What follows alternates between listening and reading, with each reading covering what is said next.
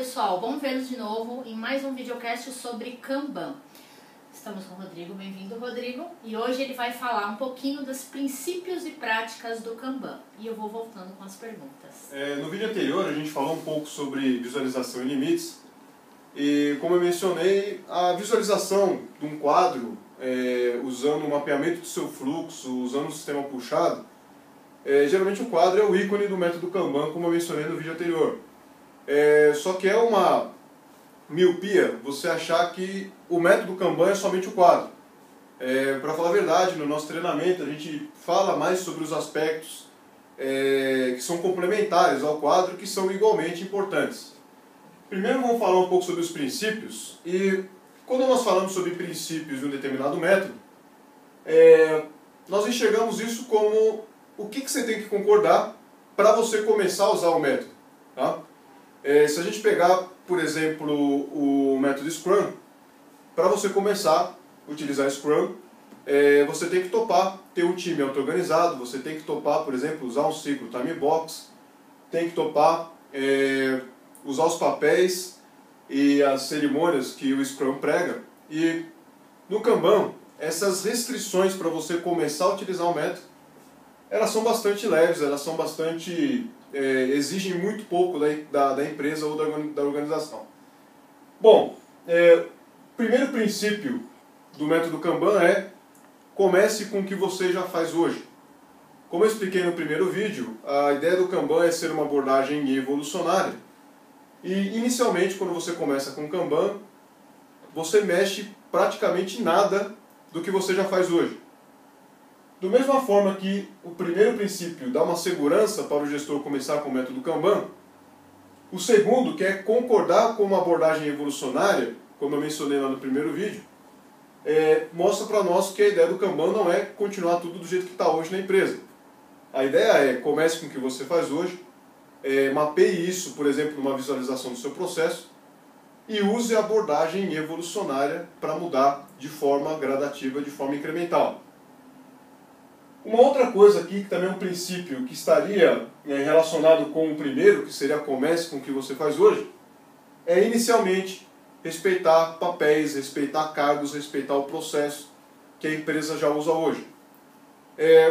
Esses princípios mostram pra gente que a ideia básica do Kanban é você inicialmente observar o seu processo atual, observar, por exemplo, onde é que estão os problemas, onde é que está a falta de colaboração, onde está a falta de fluxo, onde as demandas estão parando, qual que é o seu gargalo, e aí atuar de uma forma homeopática ou de uma forma usando a acupuntura, para você exatamente mexer naquele ponto onde vai ter uma alavancagem maior para a melhoria do seu processo. E isso vai ser feito de forma contínua. Tá?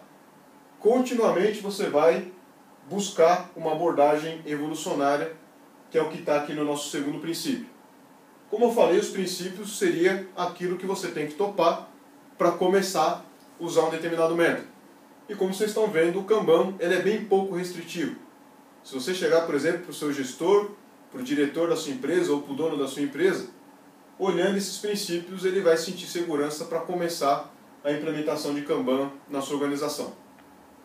Agora, a forma com que o Kanban vai favorecer essa abordagem evolucionária de mudança seria baseado nas práticas do método Kanban.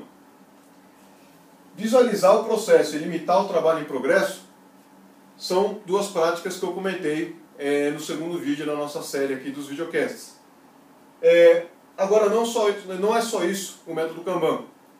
Visualizar o processo e limitar o trabalho em andamento são coisas que favorecem bastante você ter Kaizen, que seria essa melhoria contínua. Só que o método Kanban tem coisas também importantes além disso. A terceira prática seria medir e gerenciar o fluxo. O método Kanban tem um conjunto de métricas que geralmente se traduz no lead time, no throughput, no cumulative flow, que vai mostrar a saúde do seu fluxo. E isso é igualmente importante a visualizar e a limitar o trabalho em progresso. Outra coisa que o Kanban Methods também patrocina é política explícita do processo. Política explícita seria quais são as regras do jogo que existe na sua empresa. Por exemplo, eu faço deploy toda quinta-feira. Isso é uma política explícita. Eu priorizo o meu backlog utilizando a técnica tal. Isso também é uma política explícita. Como o Kanban é um método bastante flexível e bastante maleável, ele deixa livre a empresa para estabelecer as regras do jogo, para estabelecer as políticas, que muitas vezes já existe na empresa. E geralmente, as métricas, a visualização vai começar a questionar se essas políticas são benéficas ou não para o modelo econômico da sua empresa. Quando a gente fala sobre agilidade, estou falando aqui agora da quinta prática, nós falamos bastante sobre mecanismos de feedback. O Kanban também favorece o uso de mecanismos de feedback. Assim como, por exemplo, nós temos review, retrospectiva, reunião diária, o Kanban também diz que é muito importante para um processo nosso, um processo do trabalho do conhecimento, você saber quantas vezes você levanta o seu periscópio para saber se você está errado ou não no caminho que você está levando o seu projeto ou a sua equipe. Então, mecanismos de feedback seria uma prática importante para você saber se você está certo ou não dentro do seu processo. Por último, mas não menos importante, use mecanismos colaborativos utilizando modelo e método científico para avaliar a melhoria. No Kanban nós temos uma preocupação muito grande, geralmente quantitativa, para você saber se uma determinada mudança no seu processo ela de fato foi positiva ou não. Eu posso, por exemplo, vamos aumentar a colaboração entre duas equipes para saber se o lead time, se o tempo das demandas fica menor. Para eu sugerir essa mudança, seria interessante eu propor essa mudança, colocar essa mudança em andamento e mensurar se de fato meu lead time reduziu ou não. Eu poderia, por exemplo, usar um modelo onde eu vou utilizar a automação de teste, que é uma prática ágil bastante conhecida, para saber se de fato o meu software está dando menos bug, está dando menos pau no cliente.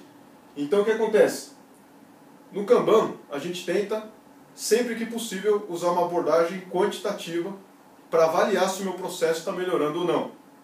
E para isso a gente usa modelos como, por exemplo, a TOC, o modelo Toyota de produção, ou até o modelo ágil, para de fato avaliar, utilizando o método científico, se essa mudança foi positiva ou não. Rodrigo, eu vou ter uma dúvida, mas vou contar para você e para os outros que eu vou deixar para o próximo videocast, já que você falou bastante do Scrum. Tá ok. Muito obrigada. Obrigado.